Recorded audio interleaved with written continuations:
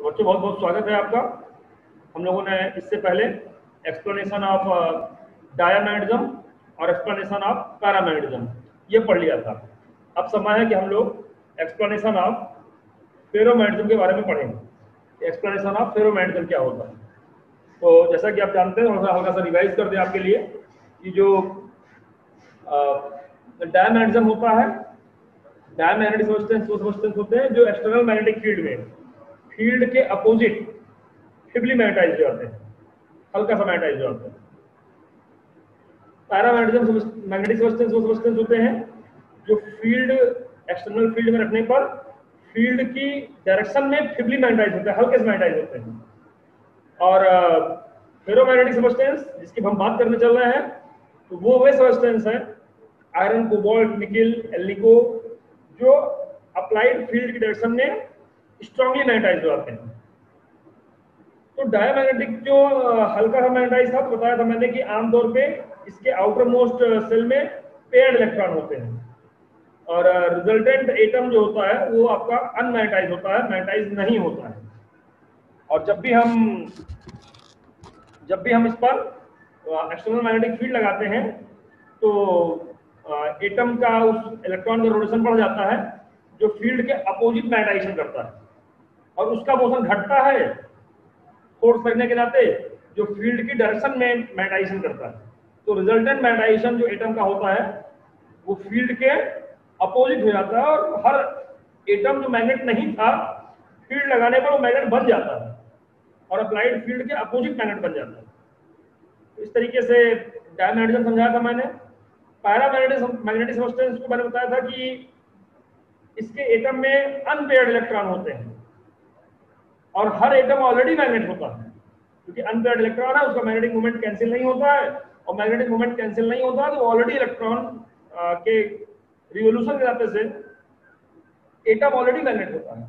और एटम अगर already magnet है तो भी सब्सटेंस मैग्नेट नहीं होता है। क्यों? क्योंकि अलग अलग एटम थर्मल एजिटेशन के नाते से, ऊष्मीय ऊर्जा के नाते से अलग अलग डायरेक्शन में अलाइनमेंट होता है और नेट मैग्नेटिक मोमेंट जीरो हो जाता है।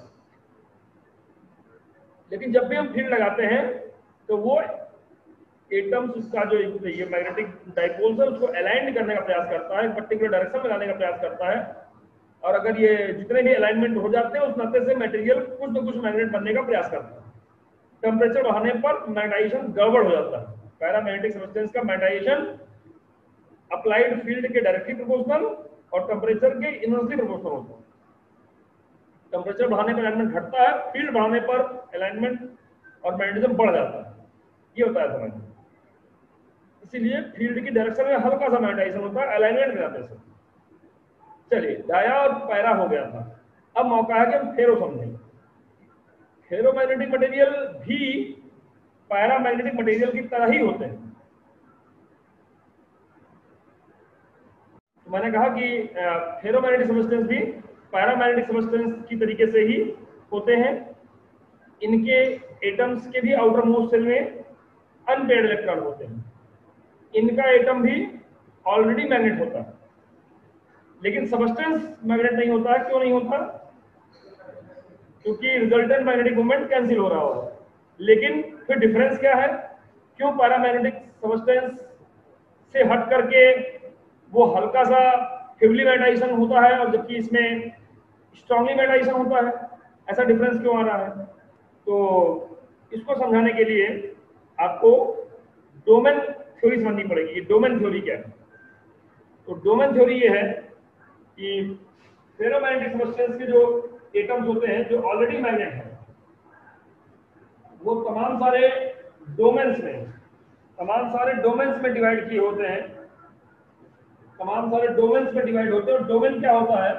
डोमेन एटम्स का ग्रुप होता है जिसके एटम पूरे के पूरे एक पर्टिकुलर डायरेक्शन में अलाइन होते हैं। अगर ये पर्टिकुलर डायरेक्शन में अलाइन है तो ये एक डोमेन हो गया, और दूसरा डोमेन जो हो गया वो दूसरी डायरेक्शन में अलाइन होता है। आप देख रहे हैं कि ये इस डोमेन के सारे एटम का मैग्नेटिक मोमेंट एक डायरेक्शन में है। तो इस तरह के जो फेरोमैग्नेटिक मटेरियल्स होते हैं इनके जो सबस्टेंस के अंदर डोमेन स्ट्रक्चर पाया जाता है। ये डोमेन अपना खुद का एक नेट मैग्नेटिक मोमेंट रखते हैं, लेकिन पूरा सबस्टेंस फिर भी मैग्नेट नहीं होता, क्योंकि इन डोमेन्स के मैग्नेटिक मोमेंट का जो वेक्टर सम होता है वो क्या हो जाएगा, आप देख रहे हैं कि पूरा क्लोज लूप बन गया है। अगर इसका इधर है तो इसका इधर है, इसका इधर है, इसका इधर है, और कुल मिला के रिजल्टेंट क्या हो जाएगा आपका, 0। इस तरीके से नो एक्सटर्नल मैग्नेटिक फील्ड, जब तक एक्सटर्नल मैग्नेटिक फील्ड नहीं लग रही है, एक्सटर्नल मैग्नेटिक फील्ड नहीं लग रही है, तब तक डोमेन होने के बाद भी रिजल्टेंट मैग्नेटिक मोमेंट क्या हो जाएगा इसका, 0, क्योंकि हर डोमेन का आपका मैग्नेटिक मोमेंट है, लेकिन रिजल्टेंट मैग्नेटिक मोमेंट क्या हो जाएगा, 0। अब तो ये मैग्नेटाइजेशन होगा कैसे, अब हम अप्लाइड फील्ड लगाते हैं। अप्लाइड फील्ड लगाने पर होता क्या है, जब फील्ड लगाएंगे तो आप देखिए फील्ड लगाने पर क्या होता है। अब ये आपका फेरोमैग्नेटिक सब्सटेंस दिखाया जा रहा है। अब यहाँ पर एक एक्सटर्नल मैग्नेटिक फील्ड लग गई है बी। तो यहाँ दो तरह के केस देखने में आते हैं, एक केस ये है और एक केस यहाँ और दिखा रहा है, दो केस दिखा रहा है।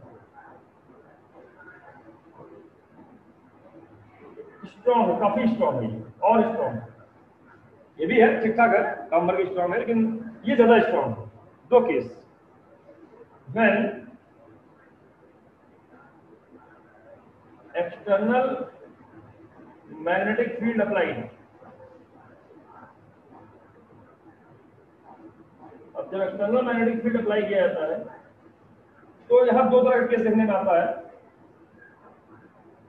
एक केस तो ये देखने में आता है, अब आप देख रहे हैं कि यहां पर उस डोमेन का इफेक्टिव एरिया बढ़ जाता है जो अप्लाइड फील्ड की डायरेक्शन में मैग्नेटाइजेशन रखते हैं, मतलब शिफ्टिंग ऑफ बाउंड्री हो गई, बाउंड्री शिफ्ट कर गई।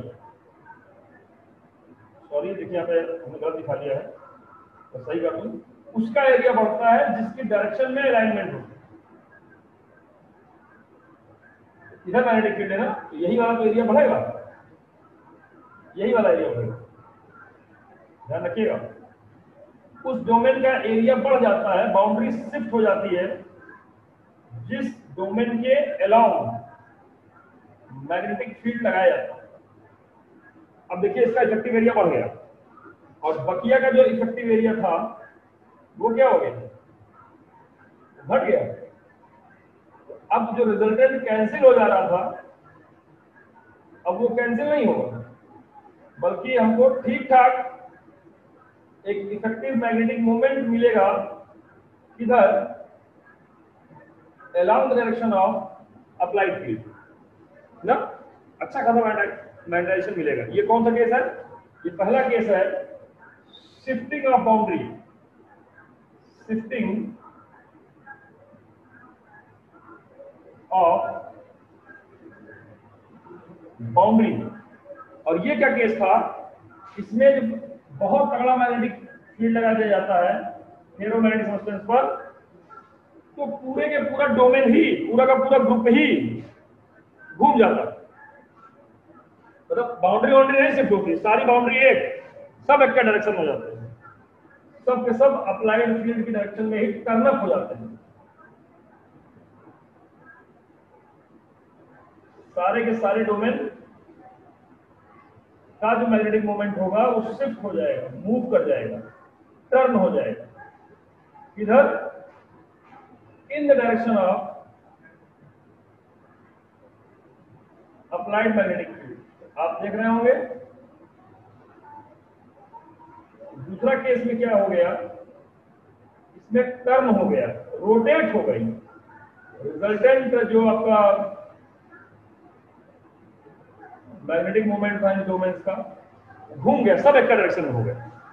तो यहां पर शिफ्टिंग ऑफ बाउंड्री थी, यहां पर रोटेशन ऑफ डोमेन।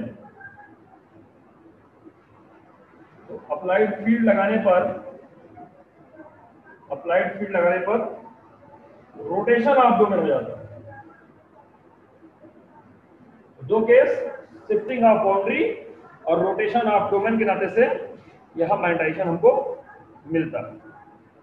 तो सबसे पहले जो डिफरेंस बताया पैरामैग्नेटिक सब्सटेंस और फेरोमैग्नेटिक सब्सटेंस का, डोमेन थ्योरी दिया जिसने, जो एक साइंटिस्ट थे वीन्स थ्योरी, और एक ला भी सुनने को मिलेगा, वीन्स ला क्या होता है ये भी सुनने को आपको मिलेगा। ये थ्योरी वीन्स ने समझाई थी और उन्होंने डोमेन स्ट्रक्चर समझाया था और बताया कि वैसे तो हर एटम उसी तरीके से मैग्नेट है जिस तरीके से पैरामैग्नेटिक सब्सटेंस के एटम होते हैं, सेम वही बात है। आउटर मोस्ट शेल में अनपेयर्ड इलेक्ट्रॉन है, इस नाते से एटम मैग्नेट होता है। लेकिन पूरा सब्सटेंस सिंपल बिहेव करने के बजाय स्पेशल बिहेव करता है, डोमेन स्ट्रक्चर बिहेव करता है। और पूरा मटेरियल इसलिए मैग्नेट नहीं होता है सिंपल केस में बिना एक्सटर्नल मैग्नेटिक फील्ड के, क्योंकि डोमेन्स का जो रिजल्टेंट मैग्नेटिक मोमेंट बनते हैं सारे डोमेन्स का, वो जीरो हो जाता है। तो आइए डोमेन्स के बारे में कुछ जाने, फिर ये दोनों केस हम लोग डिस्कस करें। आइए लिखते हैं इसको, समझ में आ गया होगा मेरे समझ से आपको, और कहीं कोई दिक्कत नहीं होगी। तो चलिए बात करना शुरू करते हैं। फेरोमैग्नेटिक सब्सटेंस या ferromagnetism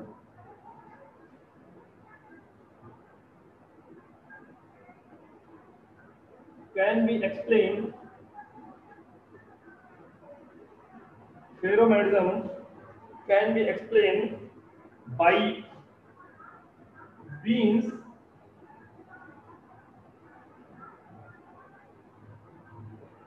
the scientist Wiens, explained by Wiens on the basis of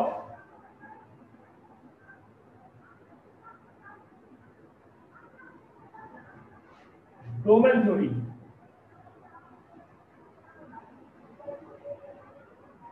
On the basis of domain theory, domain theory के आधार पर उन्होंने इसको एक्सप्लेन किया। In addition to the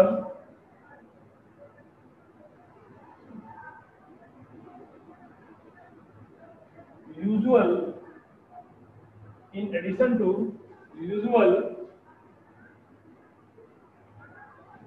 electron theory से आगे जाकर के, जो सामान्य इलेक्ट्रॉन थ्योरी है उससे आगे जाकर के उन्होंने डोमेन थ्योरी पे काम किया और उन्होंने बताया इन ferromagnetic material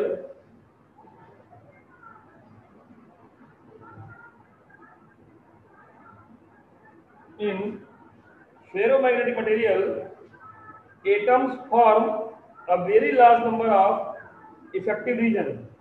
Atoms form a very large number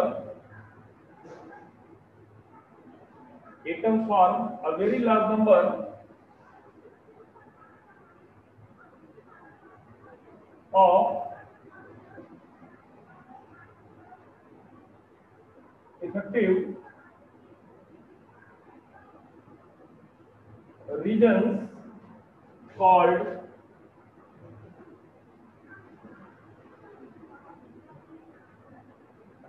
domain. Effective region बनाते हैं जिसको हम डोमेन बोलते हैं। Each domain has a linear dimension, each domain has linear dimension. इसकी लंबाई चौड़ाई क्या होती है? लीनियर डायमेंशन नियरली 1000 एंगस्ट्रॉम, 10⁻⁷ के आसपास है ना। एंगस्ट्रॉम माने 10⁻⁻ होता है और 1000 है तो 10⁻⁷ हो जाएगा। 1000 एंगस्ट्रॉम एंड कंटेन्ड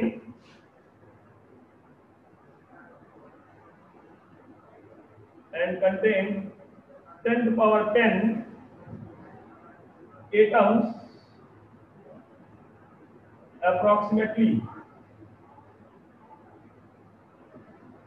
लगभग इस लंबाई चौड़ाई का इतने एटम रखते हुए वो एक डोमेन स्ट्रक्चर फॉर्म हो जाता है।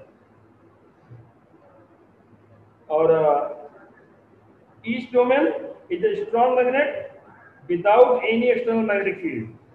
Each domain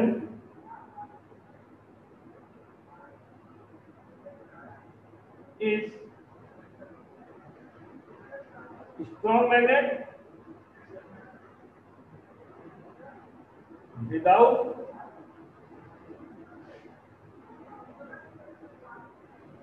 external magnetic field, कोई फील्ड लगाइए तो भी डोमेन ऑलरेडी मैग्नेट की तरफ बिहेव करता है, but whole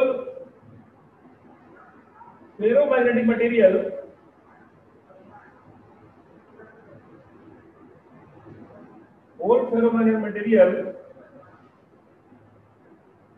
is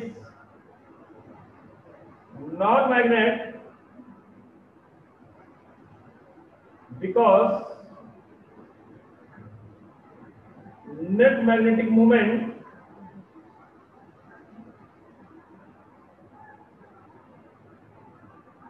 of domains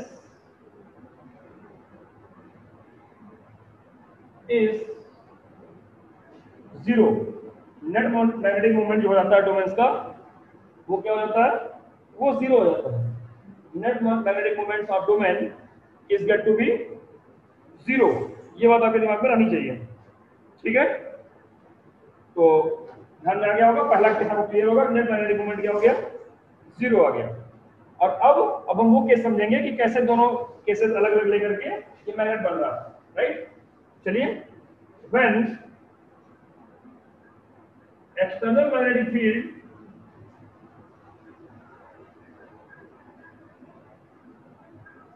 applied, external magnetic field applied करते हैं.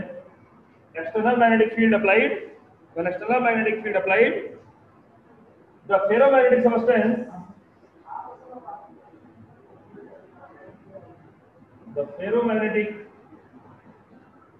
substance,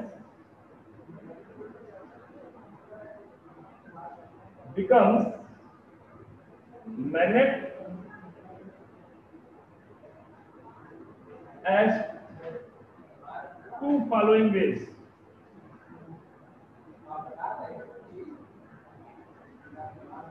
दो तरीकों से वो मैग्नेट बनता है, दो तरीकों से मैग्नेट बनता है. पहला क्या है भाई, नंबर एक केस, फर्स्ट केस जो हमने ये पहला केस दिखाया था आपको, दिस फर्स्ट केस,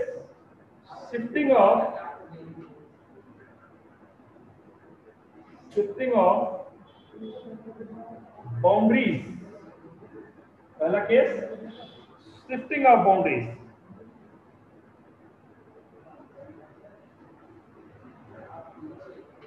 ठीक है ना, shifting of boundaries. The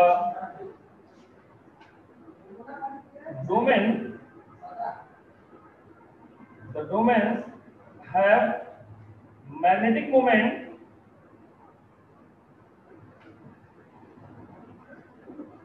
in the direction of applied field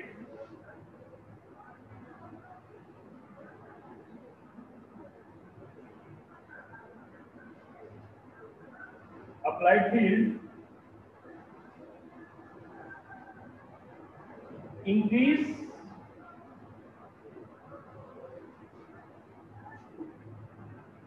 its boundary and another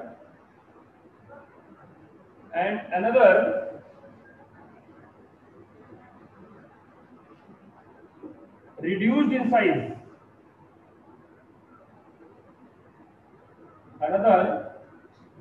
in size, so that ferromagnetic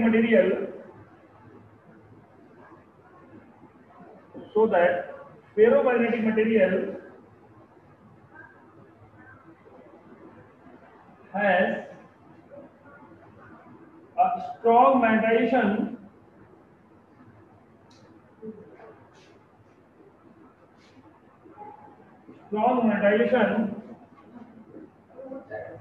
in the direction of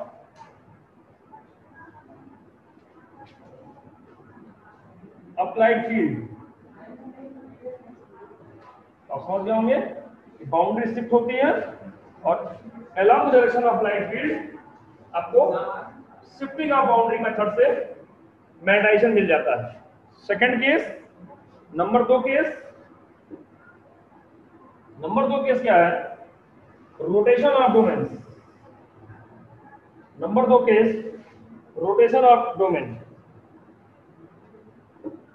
the number 2 case rotation of domain.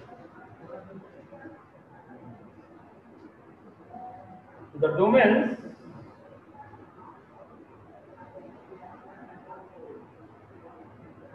rotate their magnetic dipole moment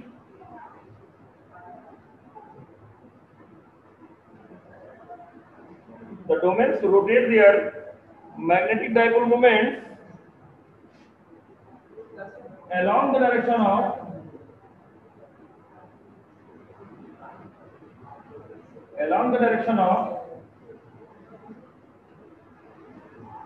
applied strong magnetic field.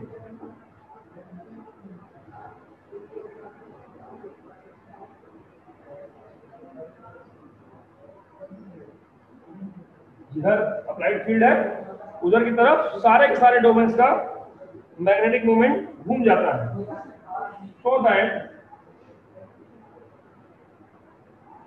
Ferromagnetic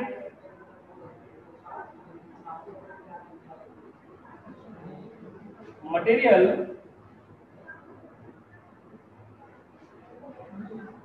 has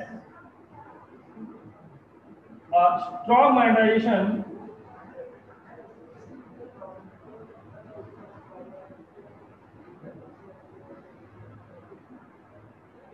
magnetization in the direction of